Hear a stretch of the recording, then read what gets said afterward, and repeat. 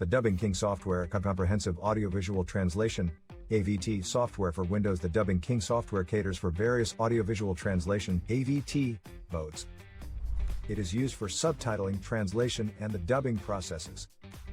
In this series, I set out to look at the different stages that sound engineers take in opening their studios. Just like everyone else, they have to start from somewhere.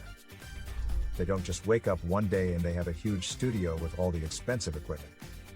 Stage 1 of this series, I wrote about the bedroom audio studio, and in this article, we will look at Stage 2, which is the dedicated home studio.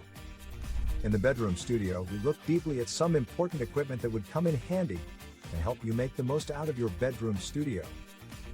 We noted that the most important equipment is a computer and other budget audio equipment that will work well with it. Compared to a bedroom studio, a dedicated home studio is bigger with more equipment. It serves the same purpose as a bedroom studio, but has a bigger space, with more valuable and useful equipment. There is no problem with a bedroom studio. If you want to record in your bedroom studio forever, do so.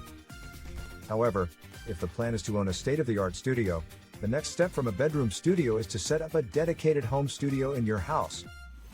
You can get a room and dedicate it to housing your home studio.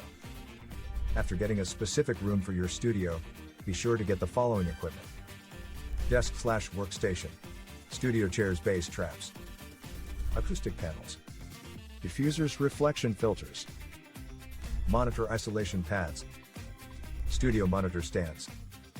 Now let's inspect each one. 1. Desk/workstation. Since you have more space to set up more equipment, be sure to get yourself a workstation or a desk where you will work from. To make sure you maximize the space in your new room, have a desk to set as the centerpiece.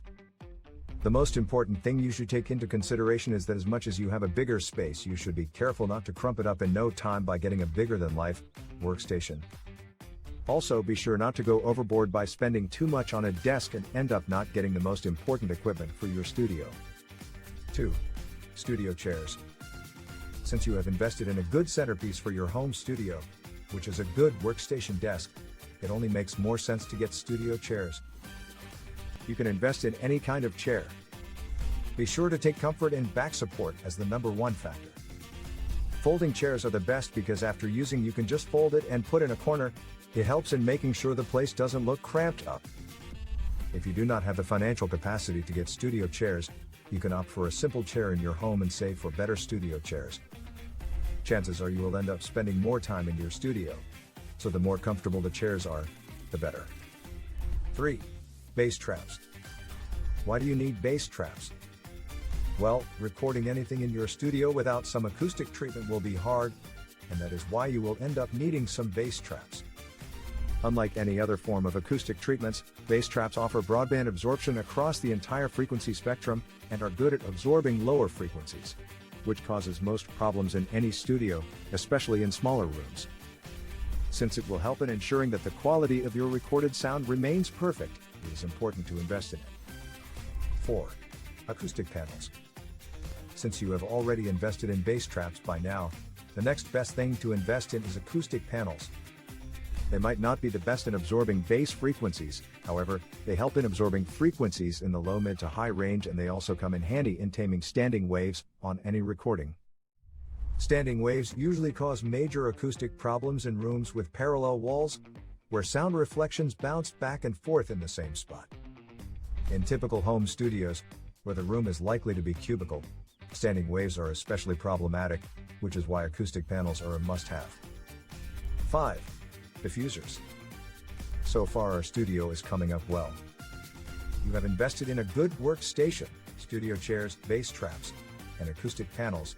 The next best thing to invest in is diffusers. As much as this might cost you an arm and a leg, it is very important to invest in it.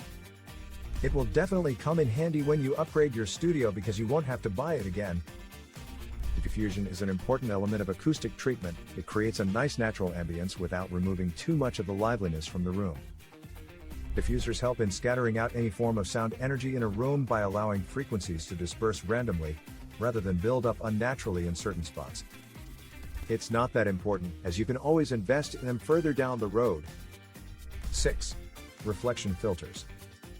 This might be super expensive and financially limiting for a small studio like a dedicated home studio, but I do not know your financial capacity, so I won't rule it out for anyone. Is it a piece of important equipment? Yes, it is, but can one do without it? Yes, they can. This is one piece of equipment that you should get if you can afford it. It is usually useful for recording, where it can help you skip the hassle of treating your entire studio by capturing sound reflections before they ever enter the room. They work wonders, but not as good as proper acoustic treatments. They are a good investment, for sure. 7. Monitor isolation pads. These are usually used to improve the quality of the sound in the room. Monitor isolation pads usually go a step further in ensuring that your sound is good. You can place them directly on the desk, which will insulate that sound vibrations transfer through the surface of the desk from the monitors. Without these, any objects receiving the monitor's vibrations may cause new and unpredictable resonances. The monitor isolation pads will help with this problem by creating a buffer of acoustic isolation between your monitors and desk, preventing any vibration from transferring. 8. Studio monitor stands. Studio monitors will help you take your monitor position a step further. Since you have a bigger space, then it is advisable to invest in monitor stands. Many people usually have the monitors on the surface of their desks, but with monitor stands, you can position them perfectly. It will allow you to work well with the distance, height, and angle, and also allow you to adjust them to your liking. They're a big help because to get the most accurate sound from your monitors, they need to be in a very specific location in relation to your ears. As we have seen, it can be wrong to say that a dedicated home studio is better than a bedroom studio. I'm not saying that a bedroom studio is not good or it won't help you out with your audio recordings. What I'm saying is that a dedicated home studio is more efficient and has better equipment that will help you create professional quality audio recordings. Space is bigger compared to that of a bedroom studio, so you won't feel cramped and uncomfortable when working in your studio. There is also a workstation where you can work from, and which will make your work simpler. If you would love to upgrade and get a bigger and more useful studio than a bedroom studio, or even hire an extra pair of hands to help you in your work, a home studio is your best bet. Compared to a pro studio, it is very inexpensive and will still serve the same purpose. By going out and investing in all the different equipment I have mentioned, you will have one of the best home studios. Depending on your workload, expanding and getting a bigger space will be very important and would work to your benefit. But if you are just working by yourself and do not need a bigger space for your studio, you can still opt to work from your bedroom studio. When the time comes where you would want to work with even more people and make it more professional, you will need to invest and get a semi-pro or a pro studio. Written by Winny, Moraa, Obiso.